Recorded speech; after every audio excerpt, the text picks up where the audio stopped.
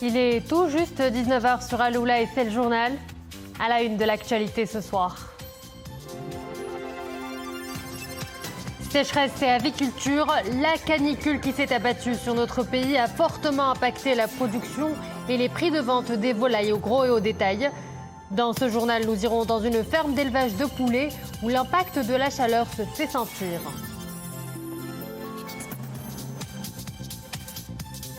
Ensuite, nous irons à Essaouira, la cité des Alizés, éblouie par ses magnifiques paysages naturels, ses belles plages et ses réputés spots pour les sports de glisse. Un triptyque qui attire les touristes venus des 4 coins du monde. En cette période, l'activité a battu des records.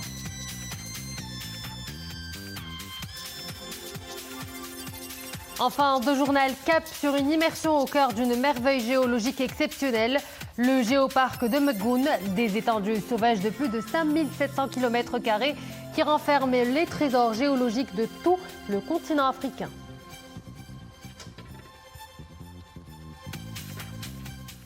Bonsoir à tous. En application des hautes instructions de Sa Majesté le roi Mohammed VI, chef suprême et chef d'état-major général des forces armées royales, le coup d'envoi de l'opération de sélection et d'incorporation des nouveaux appelés au service militaire au sein du 38e contingent a été donné hier au 3e centre de formation des appelés à la base militaire de Ben Grir. Cette opération qui se poursuit jusqu'au 16 septembre se tient sous la supervision d'une commission composée de membres représentant les différents bureaux et services de l'état-major général des forces armées royales. Le nombre des personnes convoquées au service militaire a atteint plus de 2000, dont une centaine de sexes féminins, parmi lesquels 1038 seront sélectionnés, dont 709 seront retenus au 3e centre de formation des appelés à la base militaire de Ben Grir.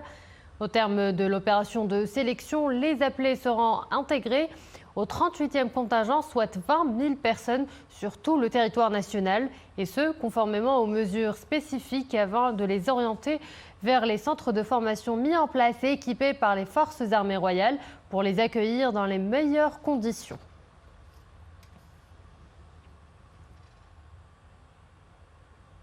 Rentrée politique, la CGEM a tenu hier une conférence de presse pour présenter les principales orientations autour des sujets prioritaires pour cette nouvelle rentrée.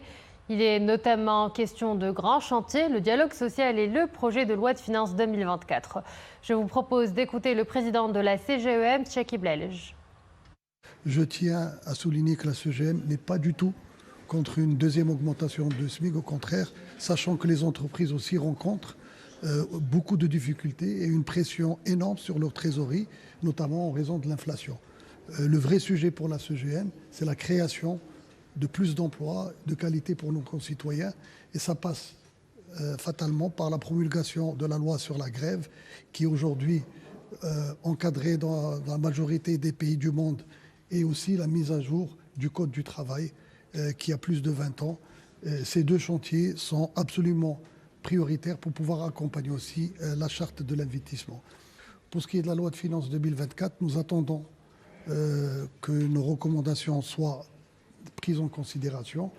Ce sont des recommandations qui sont pragmatiques, qui sont logiques et qui portent principalement sur la réforme de la TVA et de la fiscalité locale.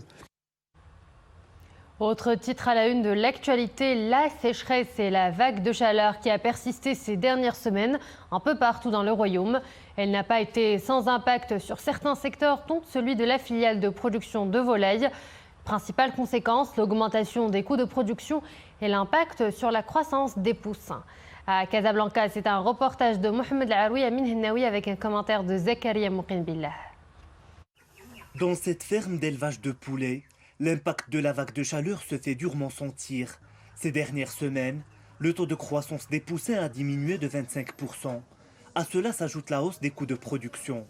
Autant de facteurs qui font flamber les prix de vente des volailles, au gros et au détail. La dernière vague de chaleur a été la plus difficile parce qu'elle a duré plus de 10 jours de suite. Les effets sur la productivité sont notables. Les régions les plus impactées sont les régions intérieures, les environs de Marrakech, Meknès, Fès et aussi des zones côtières qui n'étaient pas habituées à de telles chaleurs. Avec les fortes chaleurs, les besoins en eau augmentent chez les éleveurs. Le manque de ressources hydriques complique davantage les choses, surtout avec le recul du niveau d'eau dans les puits utilisés pour les besoins de la production. La production de volaille est affectée par la situation actuelle. Alors qu'on comptait 2,4 kg par poulet, la moyenne est d'1,8 kg aujourd'hui. C'est une perte sensible du poids.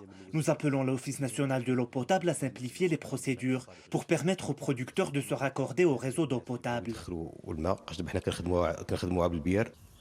Secteur productif important, la filière des volailles fournit 650 000 tonnes de viande chaque année et fait travailler plus de 500 000 personnes de façon directe et indirecte. Page Monde, la Russie dit avoir abattu en mer Noire dans la nuit 3 drones navals ukrainiens qui visaient selon elle le pont de Crimée. Le 12 août dernier, 2 attaques de missiles ukrainiens avaient été déjouées au-dessus de ce pont stratégique dans le détroit de Kertch.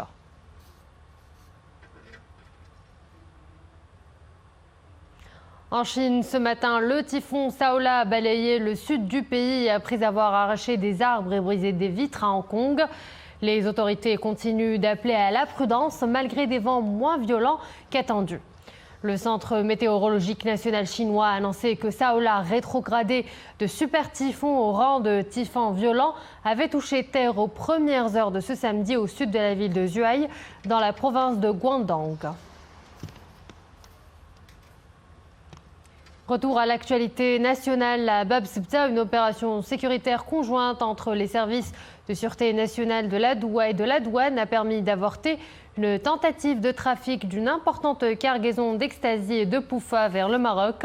Cette opération a permis d'appréhender le chauffeur d'un véhicule utilitaire, un citoyen marocain accompagné de son épouse espagnole, immédiatement après leur arrivée au Maroc.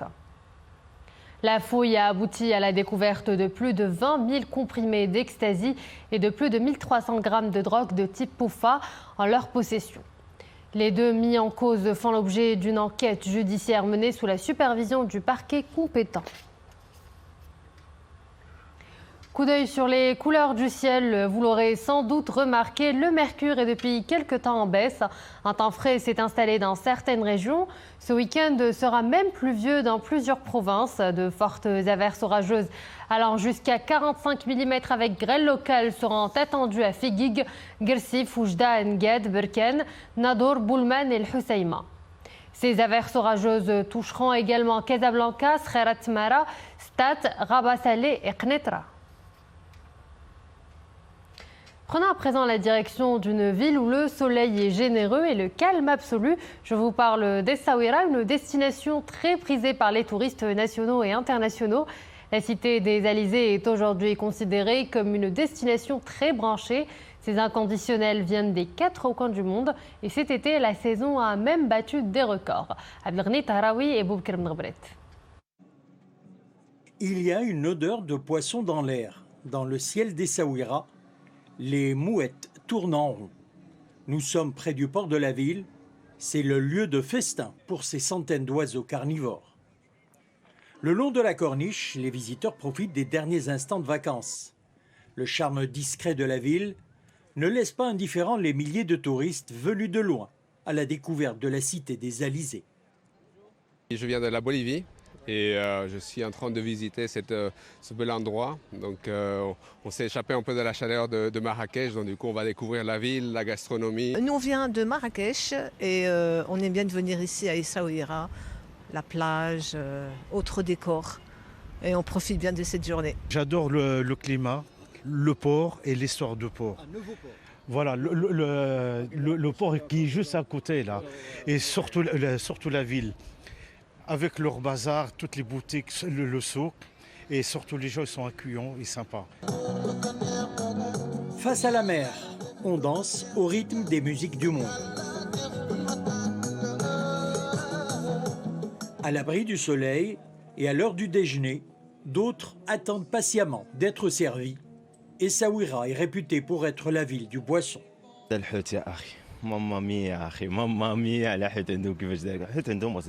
Une ville authentique, marin de pêcheurs, il y a du poisson, c'est frais, c'est magnifique, il n'y a rien à dire. La ville d'Essaouira casse tous les compteurs en termes de visiteurs. La cité des Alizés voit sa population plus que doubler au mois d'août. L'augmentation des vols directs vers Essaouira a contribué de façon significative à cette performance. Depuis le début de l'année jusqu'au fin juillet 2023, l'aéroport Essaouira a enregistré un nombre de 100 788 passagers. Au début de la saison estivale, Inch'Allah, l'aéroport d'Essaouira Mogador a connu l'ouverture d'une ligne aérienne pour la première fois, reliant Essaouira la ville d'Essaouira à Madrid avec 2 fréquences par semaine. Et une autre reliant Essaouira à Las Palmas avec une fréquence par semaine. Belle et captivante, Essaouira mérite que l'on s'y attarde. La cité des Alizés a opéré un retour triomphal sur la scène du tourisme, insufflant une dose de magie dans le cœur des visiteurs. Prenons la direction du Nord à présent pour parler du fameux sandwich qui fait la réputation de toute la région, le bocadillos. Déclinable selon le goût et facile à transporter, cette spécialité chamali est une valeur sûre. Un repas complet et un bonheur pour vos papilles. Fna Shakir Alaoui, Abdelali Gnouni et Dominique Orlando. Impossible de traverser toute la région nord du Maroc sans entendre quelqu'un prononcer à un moment donné de la journée ce fameux mot en forme de sésame qui s'intitule bocadillos. L'influence de l'Espagne toute proche plane évidemment au-dessus de cet encas qui est ici de l'ordre des incontournables. Il n'y a pas une seule personne qui passe par Martil ou Tétouan sans manger de bocadillos. Voilà pourquoi nous veillons à la fraîcheur des produits que nous proposons. Ici, tout est préparé maison, même les sauces qui sont renouvelées toutes les 3 heures.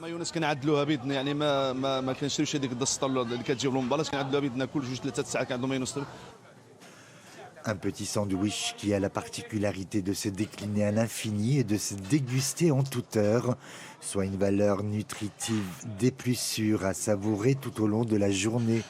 Ils sont par ailleurs très faciles à transporter, à la plage par exemple, ce qui n'empêche absolument pas de continuer à bronzer tranquille.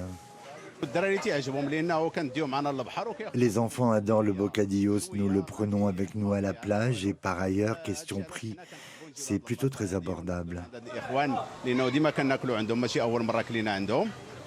ومن الناحيه الماديه اقتصاديه لانه الناس اللي كيجيو مع وليداتهم وداك الشيء ما تيخلصوش شي حاجه اللي هي كثيره. بوكاديو خفيف في الماكله ديالو كيتميز في المنطقه ديال الشمال كنعيطوا له حنا بوكاديو ماشي ساندويش. Le bocadillos, c'est un plat selon moi très léger. Ici tout le monde en raffole. C'est délicieux et ça rassasie très vite. كلشي شامل فيه الخضيره فيه الفريت فيه الخبيز فيه كلشي. Bien plus qu'un simple sandwich, les bocadillos sont une vraie coutume, voire une institution. Avec le temps, ce grand été de remplissage s'offre à tous ces amateurs. Accompagné d'une salade ou d'un dessert, ce plat contribue à un repas équilibré, repas itinérant qui doit satisfaire tous les appétits en un temps record. Dans l'actualité sportive, nouvelle prouesse de l'athlète Sofiane El Bakkali. En Chine, le double champion du monde et champion olympique a remporté aujourd'hui l'épreuve du 3000 steeple du meeting de Xiamen, 12e étape de la Ligue de diamants d'athlétisme. El Bakkali a signé un chrono de 8 minutes 10 secondes, établissant au passage un nouveau record du meeting.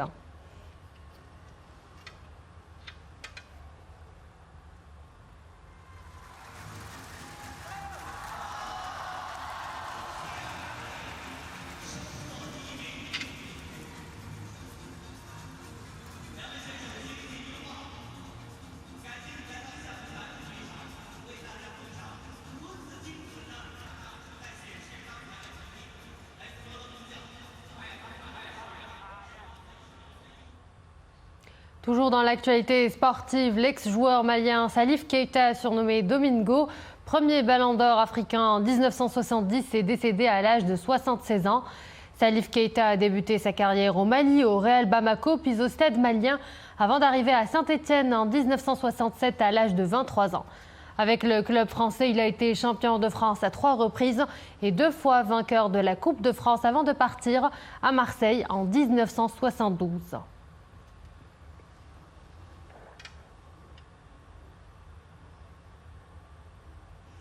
Avant de nous quitter, je vous propose une immersion dans une merveille géologique. Je vous parle du géoparc de Megoun à Zilal, un parc à la renommée mondiale connu pour la diversité de ses paysages et son immense espace de trekking. Un véritable trésor du patrimoine géologique marocain. Il fait d'ailleurs partie des 127 géoparcs mondiaux. Nourdil Loubani, Omar Jlaïdi avec Maria Oued. Des étendues sauvages de plus de 5700 km² sur les pas des dinosaures, une faune riche en espèces menacées d'extinction et une flore composée de plus de 400 variétés. Le géoparc Megoun est un trésor naturel au service de l'écologie. Labellisé par l'UNESCO en 2014, il fait désormais partie de la grande famille des géoparcs internationaux. Nous sommes en train de préparer la conférence internationale sur les géoparcs mondiaux de l'UNESCO. C'est une immense reconnaissance pour le Maroc, notamment en matière de promotion et de préservation des richesses naturelles et archéologiques. Sorte d'écosystème à lui tout seul, le géoparc Megoun et ses ressources minérales sont des enjeux majeurs du développement durable. Avec son musée d'histoire naturelle et son exposition permanente consacrée aux dinosaures, le géoparc Megoun est un territoire protégé qui renferme les trésors géologiques de tout le continent africain. Il y a beaucoup de ressources minérales, énergétiques et géologiques dans notre parc. Cela fait de lui un microcosme à part entière. De plus, le musée comprend aussi une aile dédiée à la paléontologie. C'est une sortie ludique et intéressante où l'on apprend beaucoup sur le patrimoine géologique. Riche de ses valeurs géologiques et écologiques, le géoparc Megoun est le premier géoparc du Maroc, d'Afrique et du monde arabe et s'érige en modèle parfait du développement durable au service du patrimoine culturel. Et voilà, nous arrivons à la fin de cette édition. Merci à vous de l'avoir suivi. Excellente suite des programmes sur Al Oula.